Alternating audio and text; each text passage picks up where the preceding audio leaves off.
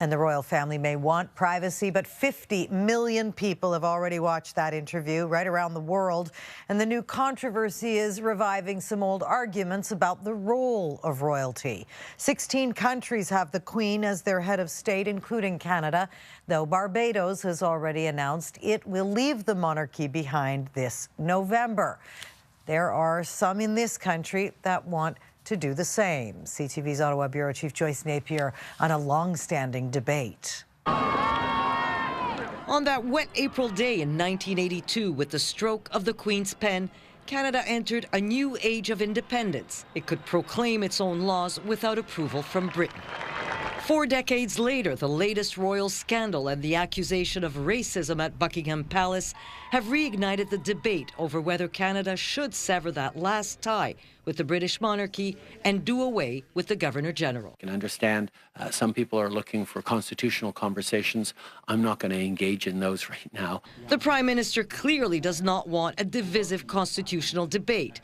And the Prime Minister of New Zealand, another Commonwealth country, doesn't either. I think issues around New Zealand's constitution are hugely significant ones. They're not ones that we'll base on an interview with members of the family. But the allegation that the color of a baby's skin raised concern at the palace triggered reaction in Canada and across the world. I don't see the benefit of the monarchy in Canadians' lives. There's no benefit to them. And now even more so with concerns about racism in the institution. The idea that racism is simply a family matter quite conveniently ignores the huge historical context of colonial violence. And polls show that Canadians' desire to drop the monarchy is already at an all-time high at 45%. A large number of Canadians do not feel represented by the institution that personifies their state, the Queen. Australia tried and failed to get rid of the monarchy in a 1999 referendum. And our head of state should be an Australian citizen, should be one of us. An argument that Canada's former Deputy Prime Minister made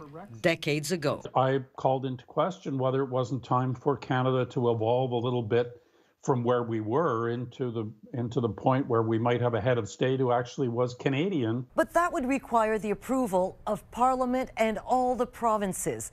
A debate for another time, perhaps. For now, the Trudeau government still has to appoint a new Governor-General. Lisa? Good point. Judy Payette's resignation was January. Thank you for this, Joy.